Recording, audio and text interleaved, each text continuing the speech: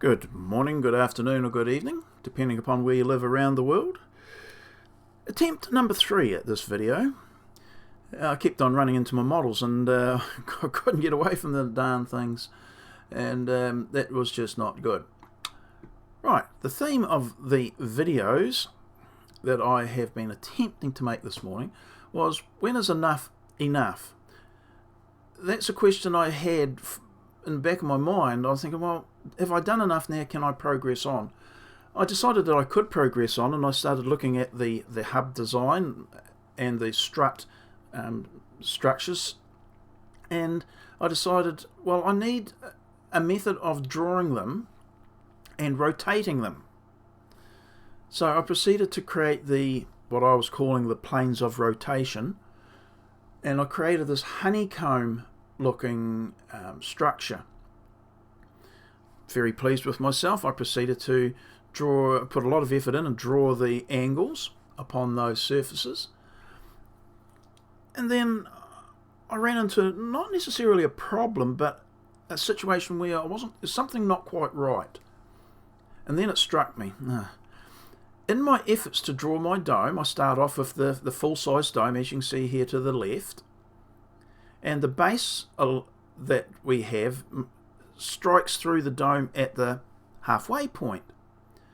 That creates a once we truncate everything in this example, this makes for a very long and tall leg of the dome.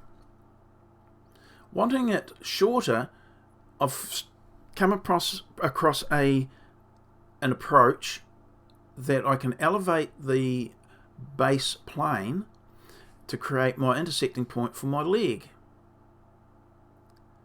So this is this plane here, so I call this, the leg plane, and I proceeded to generate my surfaces, the honeycomb surfaces, from the elevated level. So of course that gives a different point of rotation and angle for my hubs and my struts, and this is what you can see here in this mustardy coloured structure. And these angles that I obtain were incorrect, or not what I needed to have. These are the corrected ones, and that you can see there's like around about 5 degrees difference because of that difference in where I was striking the point to rotate my hubs. You can see over to the right here where I've got the line array, the porcupine, it generates from the base. So this is the version you need, not this. You may need these angles if you want to, depending upon your design for your fix down.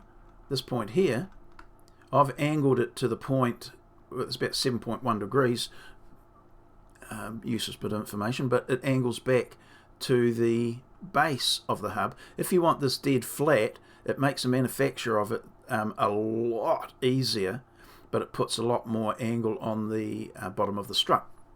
It's just a design, choice. Hang on, let me zoom out. So in this process of getting these angles, I was wondering, well, when is enough enough?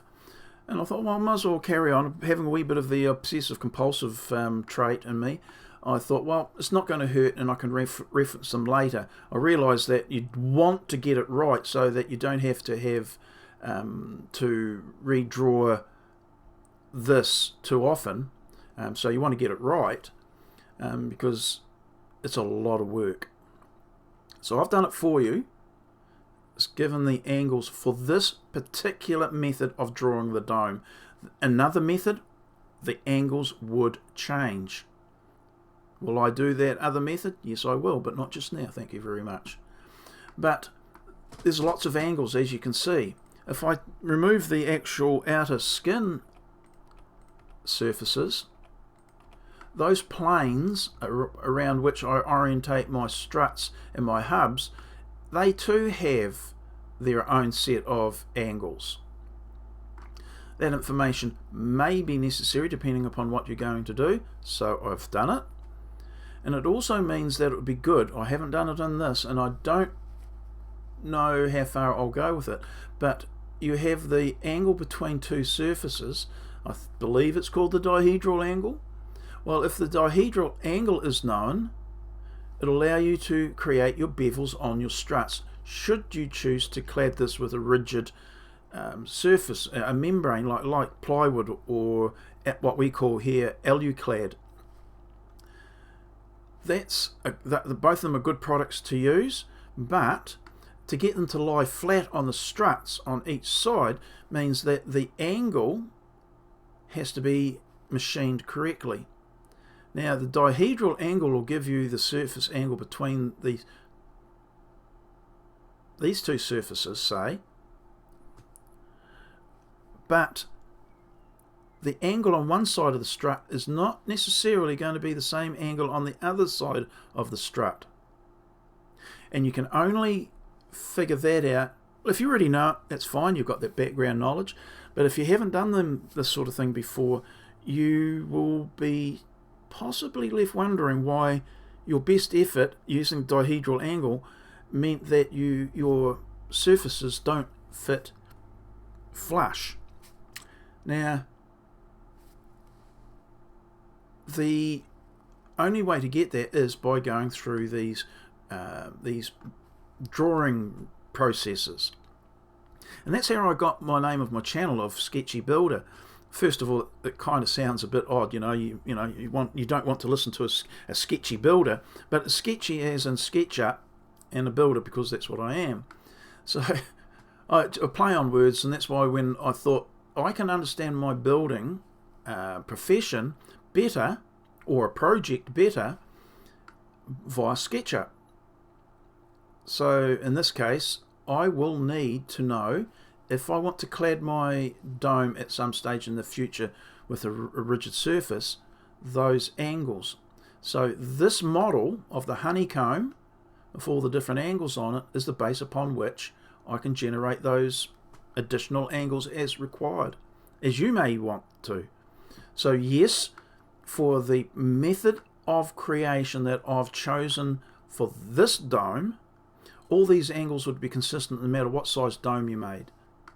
You made a 1 meter dome or 10 meter dome, these angles will remain constant. A different method of creation of the dome, the one I actually prefer, will have different angles. This is the method that Paul Robinson alluded to, and I think I've replicated. So the dome angles would be consistent for that method. I'm repeating myself, apologise for that. So take it, use it, don't use it,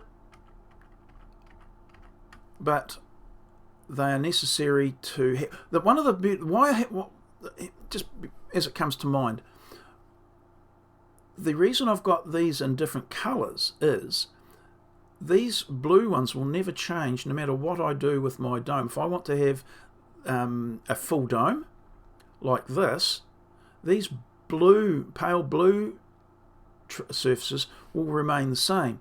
If I truncate it, depending upon where I truncate it, these purple ones will change, and of course the yellow one changes all the time when I elevate the platform.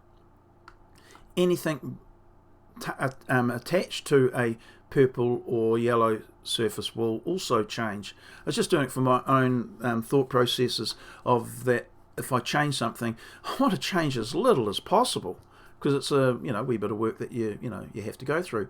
So these ones I can leave alone and only worry about these ones based on this dome. Okay, well that's it.